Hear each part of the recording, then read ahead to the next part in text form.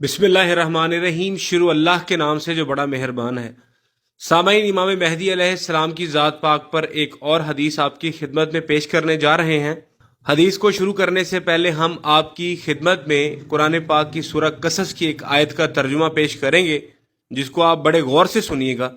सूरह कसस की एक छोटी सी आयत है जिसका तर्जुमा यह है कि हर शय के लिए फना है मगर अल्लाह के चेहरे के सिवा।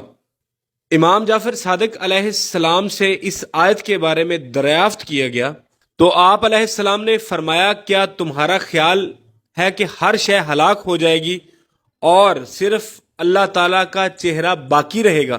इमाम अलैहिस्सलाम ने फरमाया, अल्लाह ताला बुलंद है इन बातों से जो उसकी तरफ निस्बत दी जाती हैं, बल्कि इस आयत का मतलब यह है कि हर शय हलाक हो जाएगी सिवाय उसके दीन के, और वो हम अहले बैत मोहम्मद सल्लल्लाहु अलैहि वसल्लम हैं, और हम ही वो वजह हैं जिससे अल्लाह तबारक व तआला की ज़ात को पहचाना जाता है।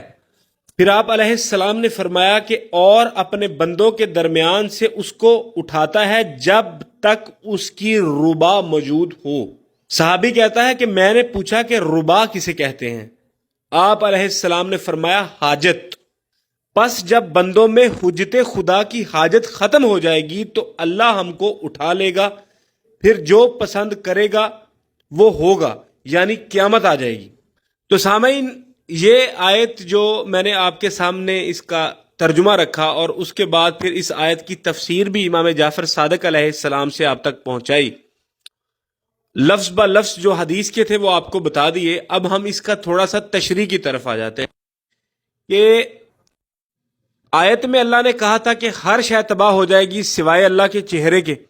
तो इमाम अलैहिस्सलाम ने फरमाया कि वो चेहरा हम हैं, यानी वो चेहरा अल्लाह का दीन है और वो दीन हम हैं, और हमारे ज़रिए अल्लाह की पहचान हुई, यानी कि हज़रत मोहम्मद सल्लल्लाहु अलैहि वसल्लम और उनकी अहले बैत के ज़रिए। और इस्लाम में जितनी भी कुर्बानियाँ दी गईं वो अहले बैत अलैहिमुस्सलाम के घराने ने दी, और इमाम महदी अलैहिस्सलाम पर ये सिलसिला ख़त्म हो जाएगा। अब जो लोग इमाम महदी अलैहिस्सलाम के बारे में बकवास करते हैं और ये कहते हैं कि, जबकि शियों का ये बिल्कुल भी अकीदा नहीं है कि वो गार में छुपा है, पहले वो इस आयत के बारे में क्लियर करें कि इससे क्या मुराद है कि अल्लाह कह रहा है कि हर चीज़ तबाह हो जाएगी लेकिन अल्लाह का चेहरा बाकी रहेगा। अगर हम इसको आयत के ज़मन में ही देख लें कि अल्लाह का चेहरा बाकी रह जाएगा, अल्लाह ने खुद कुरान में कहा, तो क्या अल्लाह का कोई चेहरा है? और अगर अल्लाह का कोई चेहरा है तो फिर इसका मतलब है कि अल्लाह महदूद है, अल्लाह शक्ल वाला है।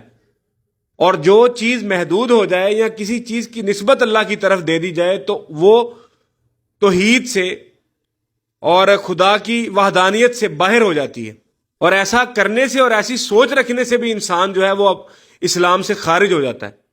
तो जनाब भोली कौम, इस बात को समझ लें कि इस कायनात में अगर कोई अल्लाह का चेहरा है तो वो अहले बैत अलैहिमुस्सलाम है, अगर अल्लाह का दीन है तो वो अहले बैत में है। इसीलिए हज़रत मोहम्मद सल्लल्लाहु अलैहि वसल्लम ने फरमाया था कि मैं तुम्हारे दरमियान अपने बाद दो चीज़ें छोड़कर जा रहा हूँ, एक अल्लाह की किताब और एक अपनी अहले बैत। तो 2% के लोग मुंह उठाकर इमाम महदी अलैहिस्सलाम के बारे में बकवास बहुत आसानी से कर लेते हैं, लेकिन इमाम महदी अलैहिस्सलाम की मंजिलत को वही जानते हैं जो अहले बैत अलैहिमुस्सलाम की हदीसों को पढ़ें। जब आप अहले बैत के कातलों की जो कातिल हैं अहले बैत के, उनसे रिवायत हदीसों को पढ़ेंगे तो आपको खाक मार्फत होगी कि इमाम महदी अलैहिस्सलाम कौन है, इमाम महदी अलैहिस्सलाम का हसब नसब क्या है, अहले बैत कौन है। तो यहां पर हम बहस वाले मौजू को नहीं छेड़ना चाहते। अगर आप इमाम महदी अलैहिस्सलाम तक पहुंचना चाहते हैं तो आपको मोहम्मद वाले मोहम्मद की तालीमात को पढ़ना होगा। अगर आप मोहम्मद वाले मोहम्मद की तालीमात तक नहीं पहुंच सकेंगे तो यकीनन फिर आप बनु उमैया के जाल में फंस जाएंगे और उसी रास्ते पर कायम दायम रहेंगे जिस पर बनु उमैया थी, और आप भी उसी रास्ते पर चढ़ गए हैं, और यकीन है वो आपको दोज़ख तक पहुंचा देगा। तो आज के लिए यही हदीस थी। अपनी दुआओं में याद रखिएगा। आपकी खिदमत में इंशाअल्लाह हाजिर हो जाऊंगा एक और हदीस लेकर। वस्सलाम।